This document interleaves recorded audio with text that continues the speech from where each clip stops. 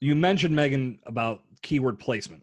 After Mhm. you've done the research, you've discovered the words that are best for your podcast, where do you put them? Yeah, so that's really important. And this goes for on the podcast platform and off. So we'll start with on the podcast platform. So one thing that you really want to pay attention to is your titles and your descriptions, and then any tags or categories that you can tag your episodes with. So first of all, let's start with title. So you want to put your keyword in your title. And yes, you want your title to be like witty and intriguing. You want it to be clickable, right? So I would say make that your first priority, because your whole goal is to get people to click on that and listen to your episode. And the keyword isn't necessarily going to make them do that, but it's going to help.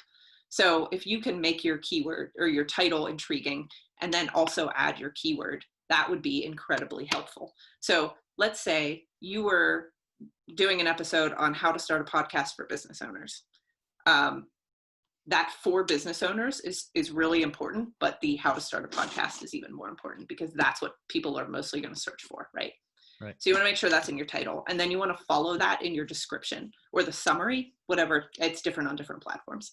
So you want to follow that up in there. And it's really also important to pay attention to your descriptions, because most platforms will give you, I think it's 4,000 characters, and most people only use like 1 or 2 sentences.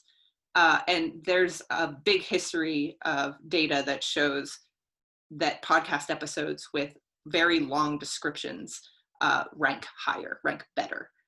So the more information you can give a user and can give Google, the better you're going to rank. See, that's something I want to talk about with you too, because I did an episode about this where I talked about writing stellar show notes.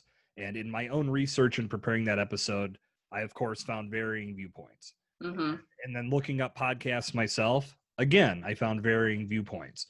And the argument is that you don't want to do something that's so short that it doesn't describe what the show is all about. And as we're talking about today, help with your SEO.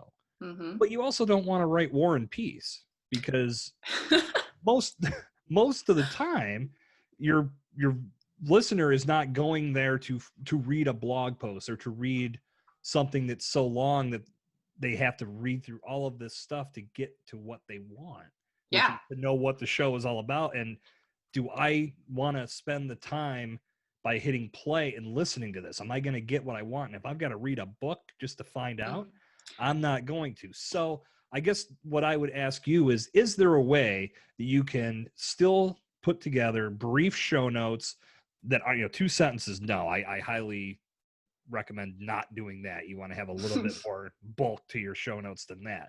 But can you do it to where it's still SEO friendly, but not so long that it potentially turns a listener off? Yeah, absolutely. I would say if it were me, I wouldn't use all 4,000 characters either, because I mean, you're basically writing an article at that point, right? Right. So I think what is important is just getting the information that's going to be important to the user at the top, right? Or just that information in your description. But I would make sure that you really think about what's important, because what you think is important to the user might not actually be that important. So if you go to one of those keyword research tools and you search for your topic, and not just podcasts, like be more specific if you're looking for keywords for an episode. So that might be something like, I don't know, best podcasting tools, something like that. I'm not sure. And so you want to use something like that and pull it into that keyword research tool and look at what comes up.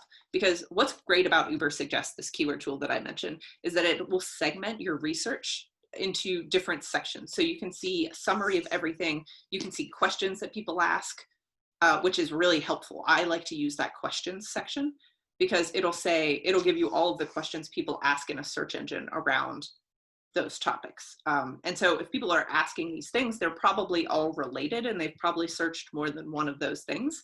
And so sometimes those can be the most relevant things you can put in your description.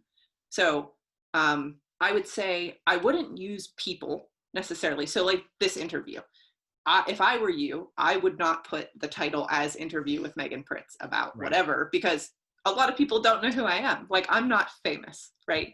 So that's not going to be helpful. If you were doing an interview with Megan Fox, yes, put that in the title. Absolutely. Everybody's going to want to listen to that.